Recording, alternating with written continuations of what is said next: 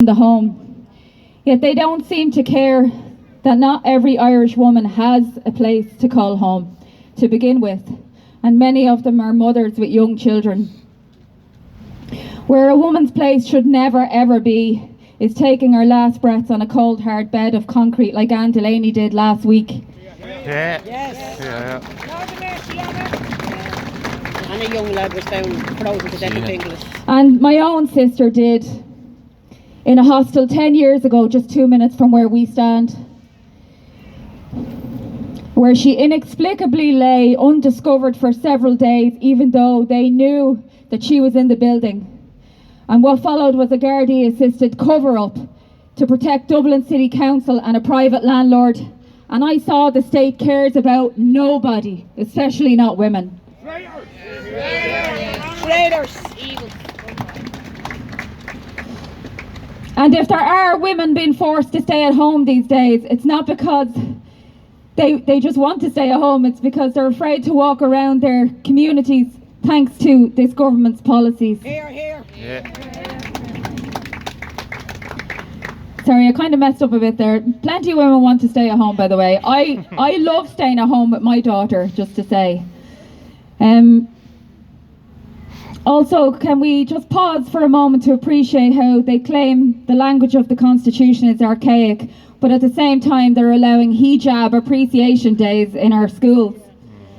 And according to girlsnotbrides.org, this government have not met their promised goals in ensuring child marriage is eradicated from Ireland. Nor have they ensured there are enough domestic violence refuge spaces for women. Last month, in response to 500 new domestic violence spaces being needed in this country to meet the demand, Woman and Mother Justice Minister Helen McEntee said, "Ireland needs to be more realistic about how many refuge beds it can provide." Well, Minister, maybe it would be easier to provide them if you weren't so concerned with housing illegal male migrants. Yes.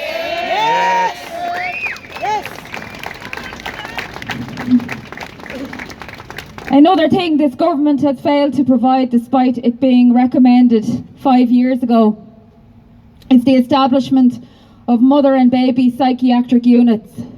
Such units don't exist in this country and they're vitally needed.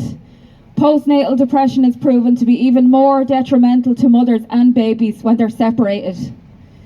In addition, this government is allowing beds to be taken from elderly women, and men for that matter, to house strong fit males.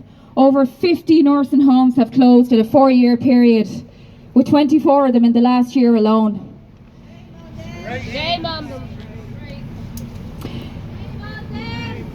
The government have also been internationally criticised for refusing to meet the minimum standards required to prevent women and children being sex trafficked into this country.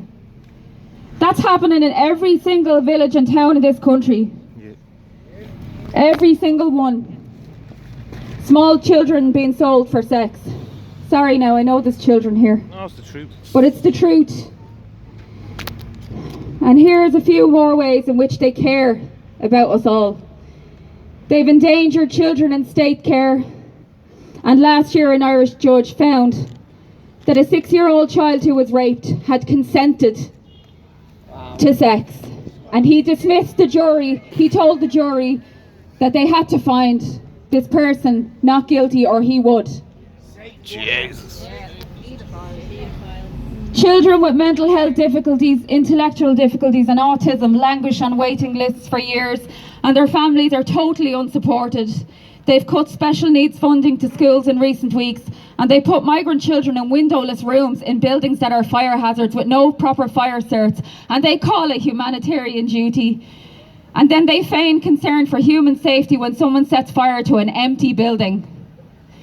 As I said, they care for absolutely nobody. So what are these amendments really about? They're about attacking the nuclear family, of which mothers are at the heart. Cut out the heart and you destroy society. Destroy society and you create people with no strong sense of self, who are malleable and easy to control, which is exactly what they want. Never! Never! These amendments are also about ensuring more immigration. If a yes vote is passed, we may see men reunified with their multiple wives. Ironic considering the government claims they are combating sexism and misogyny in this referendum. And some people have brought to my attention in the last few days that it's possible that the woman and mother aspect of this referendum may have future legal implications for military conscription of females. I'm not too sure about that. There's women who are more qualified than me to speak about it, but it's something we should be really thinking about and wondering about. I think you should vote yes, yes on March 8th, but only if you wish to see the continued systematic destruction of this country and its people at the hands of this morally reprehensible government. And to conclude, I think we here today should call for the immediate resignation of Roderick O'Gorman. Yes!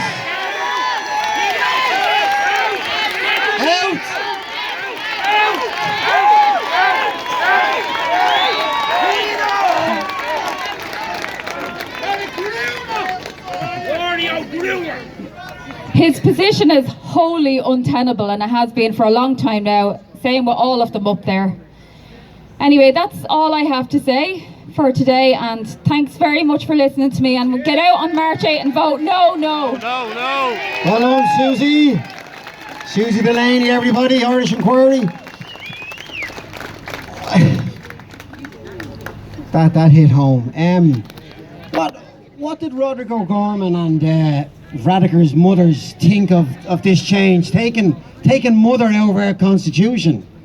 I can't get my head around it. They have to be ashamed of their sons. They have to be. They hate women. Our next speaker, friend of mine, another great woman, all these great women, Una McGurk, barrister, guys. Big round of applause, please. Thank you very much, Jeff. Can you all hear me? Yes. Great. Lovely to see you all here today. So to get to it, we have a very important event taking place next Friday, March the 8th, involving another example of a waste of state resources, a constitutional referendum, the cost of which is considered to amount to at least 20 million euros. 20 million euros would go a long way to pay for accommodation and support for homeless people, whether Irish or otherwise. But no, this government would rather use it to deceive the electorate into voting women and mothers out of the Constitution, and to do it on International Women's Day. There is no mandate from the Irish people for these proposed changes in the Constitution. So I just want to deal with the two amendments. I know many of you will be familiar with them, but just bear with me and you'll see where I'm going with this. The first proposed amendment, as you know, removes the special connection between family and marriage and provides an additional reference to what constitutes the family, which means it's now going to be founded on marriage and other durable relationships. You've heard this term over and over, so stay with me on this. I cannot emphasize this enough. There is no reference to single parents, lone parents, cohabitating couples in this proposed amendment, as is being widely suggested. This is just misinformation or disinformation being peddled principally by Minister Roderick O'Gorman and by government-funded NGOs, principally the National Women's Council. One could be forgiven for thinking they knew something that the rest of us do not. Now hold that thought, because I'll come back to that in just a moment. So who is the body that is tasked with dealing with misinformation and disinformation during elections? You guessed it, yes, it's the Electoral Commission. But mysteriously, their powers to deal with misinformation and disinformation have not yet been enforced by ministerial order. How convenient is that? This gives a free rein to O'Gorman and his pals. So when you combine that information with the following, I think you will join the dots. This government rushed through this legislation using guillotine motions, with little or no Dáil input. They chose the phrase other durable relationships. Even though they tell us that it will be a matter for the courts to define the phrase other durable relationships after the referendum in the event of a yes vote. So what do we have in our legal system at the moment that has the exact same phrase, durable relationships? Yes, you guessed it, the transposed EU directive, which is currently being analysed and interpreted by the Superior Court decisions. So expect the plan will be, in the event of a yes vote, to encourage the courts to adopt the reasoning and interpretations regarding the EU transposed directive.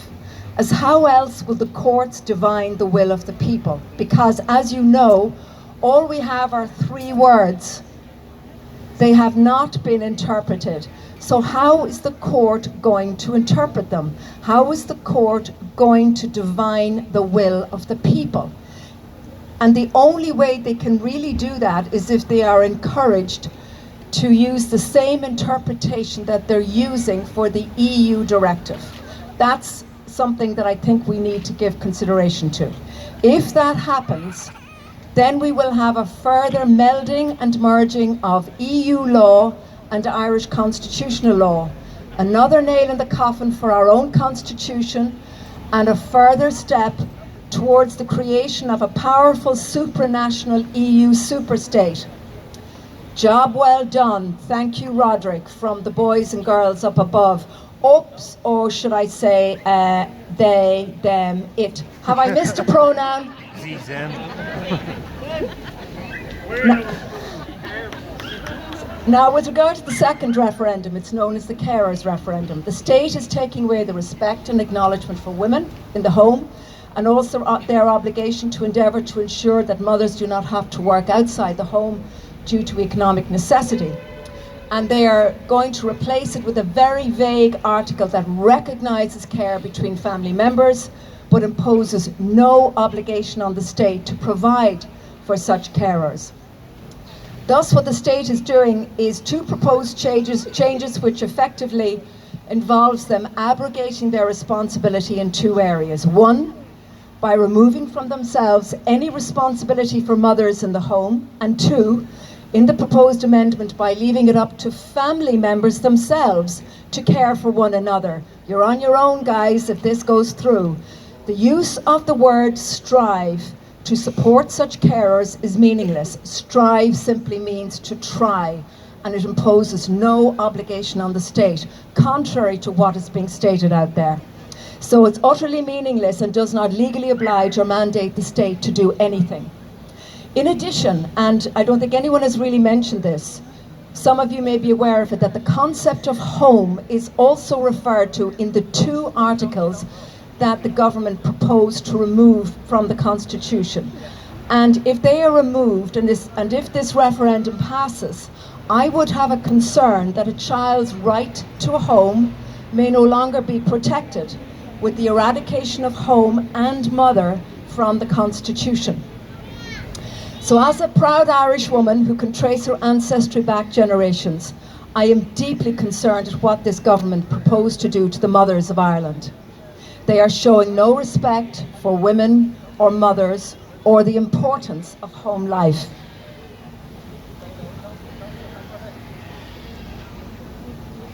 Women of Éire, you are being eradicated. You have been sold out by the National Women's Council, and it's your hard-earned money that is being used to pay them to do it. You are being replaced. We have a government now that supports the contention that any man can become a woman just by means of a declaration. They have weaponized sport against you. We have a government that supports a deeply, deeply disturbing transgender ideology. We now have government ministers who cannot even define what a woman is. This is part of a much bigger agenda, a deep, dark agenda, and many of you here already know this. So as for next Friday, just remember, it's a trap. Don't fall for it. Vote no and no. Bless you and thank you for listening. Thank you. Thanks, Una McGurk. Look at all these families, or should I say, durable relationships, is it? Heard of durable tyres, heard of durable countertops, durable batteries. Unbelievable. Just before our next speaker, there's another hero. She's not going to come up now, but she's in the background there, and this lady has worked tirelessly over the last few years, breaking down certain laws for all us simpletons to be able to read and understand. And especially the referendum coming up on Friday. She has broken it down into 2 parts and worked on it for months. Can everybody put your hand together and let's acknowledge Tracy O'Mahony's work. Thanks, Tracy.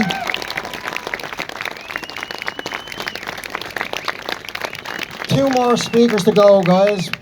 Our next speaker is community activist and a member of Coolock Ops Out, Madeline Ebbs.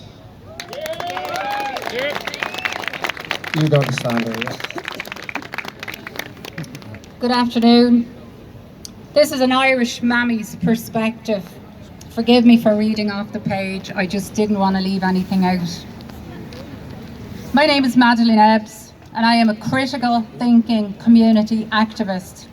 I am here today because I feel I have a duty of care to my 3 children and my 7 grandchildren, and I feel our lives would be completely compromised should these articles be changed. As I said, I'm a mother, a grandmother, a daughter, a sister, and a damn proud Irish woman. As it stands, the Constitution protects women and mothers who want to stay at home. I was born in the Liberties 65 years ago. I was raised by a strong and educated stay-at-home mother, and in all the time I don't know of one single person who has been affected or impaired by the current wording of our Constitution. Even though it was written back in 1937, it was and is a very progressive document. So why change it now? Exactly. Today I stand with the brilliant and hard-working people of Coolock and the north side of Dublin supporting this no vote. I am not racist, I am not homophobic. I am, however, absolutely heartbroken and horrified to see and witness what is happening to our beautiful little country. I will be voting no and no, because deep down in my heart and soul, I know that anything this government does is not for the good of the Irish people. They have slowly but surely taken away our heritage, our culture, and now they want to take away our identity as mothers. Being a mother is one of the most powerful and complex positions in the world, and only us women can do that. After our Lord Jesus Christ and Saviour, we are the givers of life. It is the ultimate act of heroism. We don't need to change these current articles. We may in fact need to try and make them work better for us with regard to making it easier for women who really do want to stay at home with their infants and children by way of better tax incentives. The future of our country, and indeed our world, depends on the matriarchal structure within the family unit. Since the beginning of COVID, our politicians have completely removed themselves from all communication with the Irish people.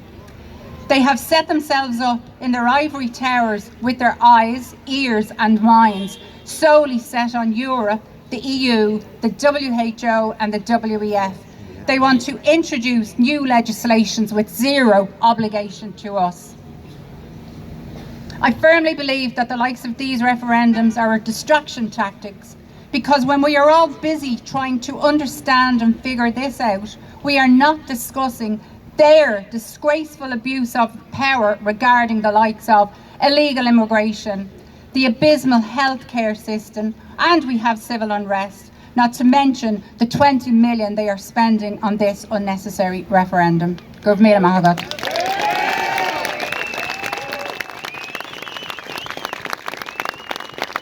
Thanks, Madeline. Just another quick shout out to another hero, guys, he's suffering a bit of political persecution at the moment. You'll know this man from Yellow Vests Ireland. He is facing time in jail simply because he took part in lockdown protests and assemblies. And all I'll say is, if they can do it to Glenn Miller, they can do it to any of us. So I'd like to think we'll stand in solidarity with Glenn if his back is against the wall, guys. Yes. All right. Our final speaker today.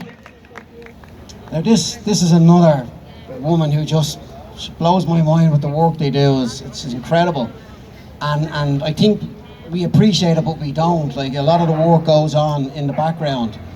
And every weekend she seems to be a speaker everywhere. Yeah, I think there's 3 of them actually. I think she's triplets. But I'm gonna she's a community activist.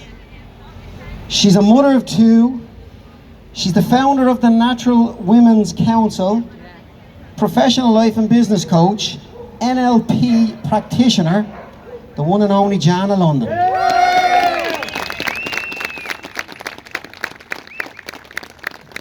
Make sure that's the right height. Hi everyone, thanks so much for coming today to stand for the women in this country. In case you can't hear my accent, I'm not born an Irish woman, but I've been here 21 years and I call this my home, and my kids were born here. Nearly 9 years ago was the best day of my life. I became a mother. I gave birth to my first child, a beautiful baby girl with the deepest blue eyes that I've ever seen, just next door at the Rotunda Hospital. 5 years ago was another significant day for me. Just 2 years after my late great father passed, I gave birth to a very robust lad who has the same sparkling green eyes, tenacity and zest for life as his grandfather.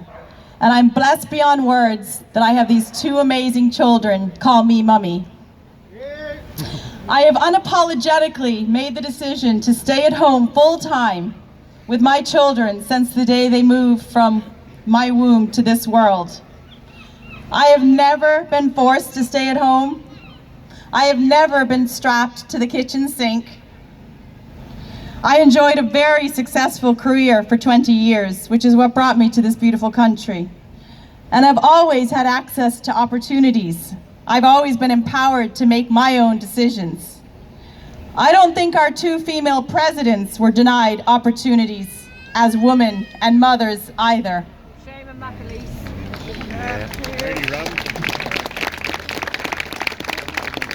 Our Constitution recognizes mothers under Article 41.2.1 that by her life within the home, woman gives to the state a support without which the common good cannot be achieved.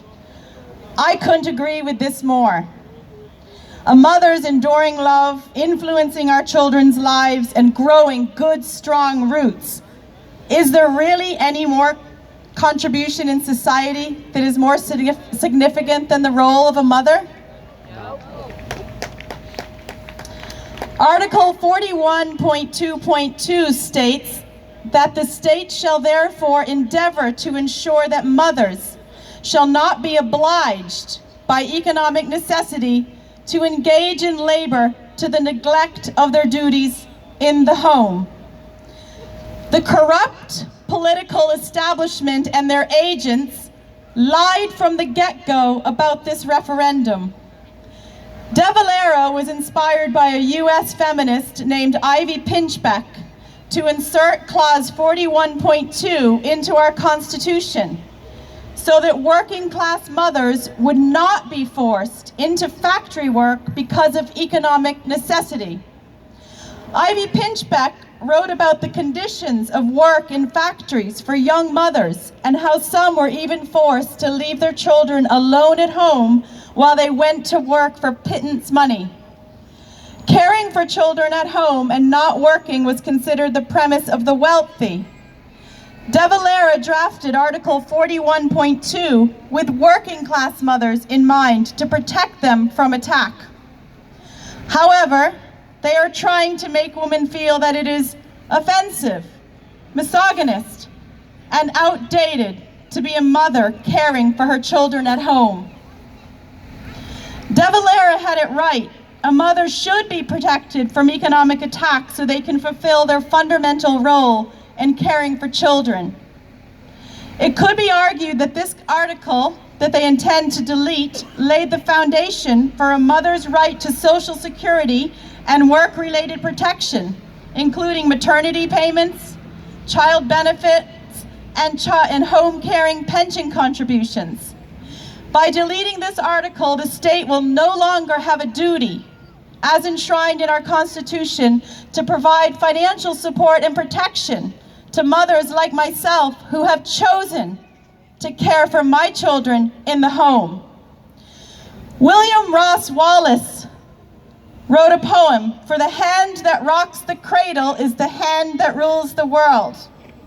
It's about the significance of women shaping society, equating our nurturing role to the power that governs the world. Perhaps this is why our government want to delete us and the divine femininity.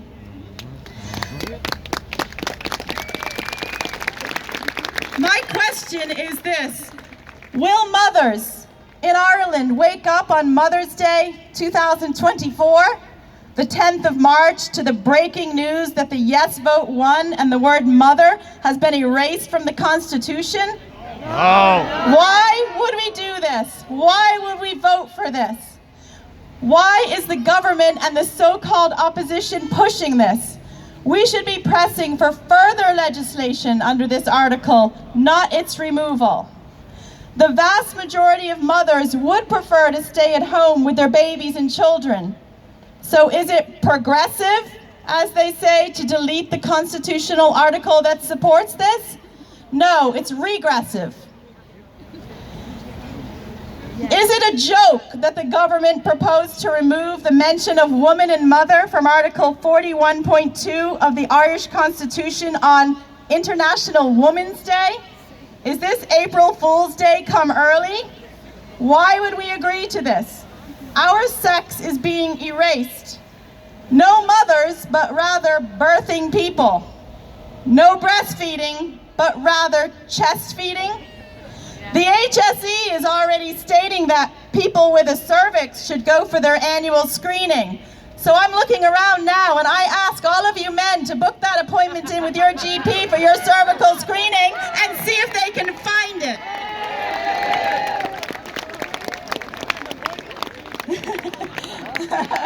True. Can't get an appointment. This government also tried to erase women from the maternity legislation in 2022, and that's when we founded the Natural Women's Council on 7/7/22, lobbying against the erasure of women from the maternity legislation, and here they are again trying to do the same thing. Erasing women may erase the biological sex-based rights that our women and our girls have. Does this mean that our daughters must play sports against men who claim to be a woman with a penis? Our daughters are being taught in school that girls can become boys. This nonsense must stop. We must not allow our biological sex-based rights, our freedoms, our choices, which are enshrined in the Constitution, to be ripped up before our eyes.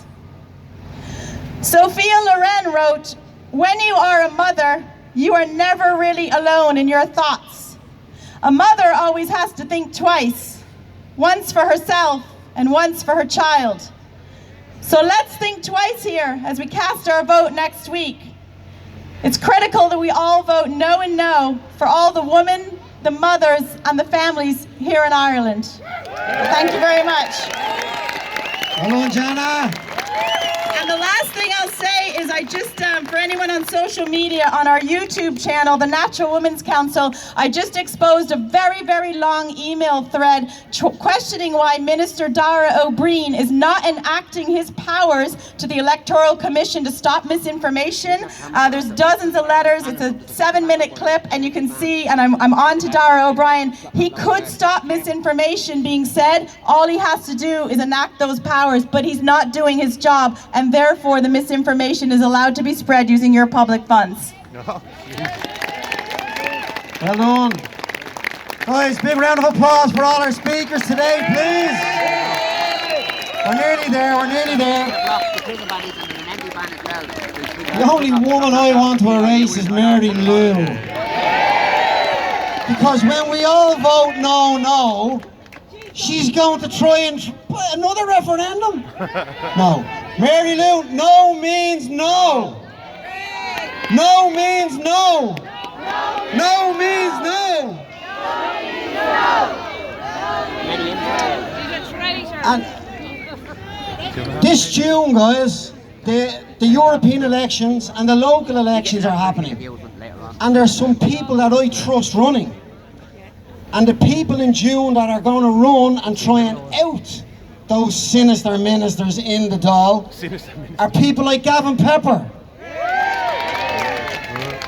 Ferg Power, Michael Burke, Derek Bly, Ben Gilroy, myself, Jeff Gallagher,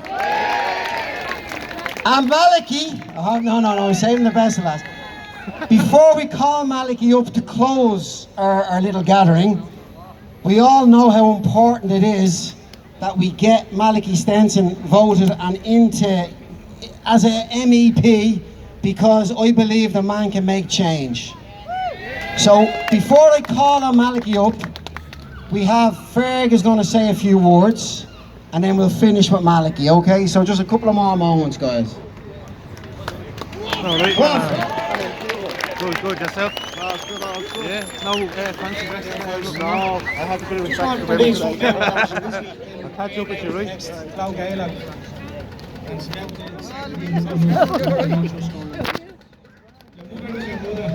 Nobody can do half the things she does or has done for you. Nobody can be compared to her. Only God can love you more than she does. She is only one person, but it's the person that matters the most. No matter where she is, in heaven or here on earth, there is nothing like a mother's love.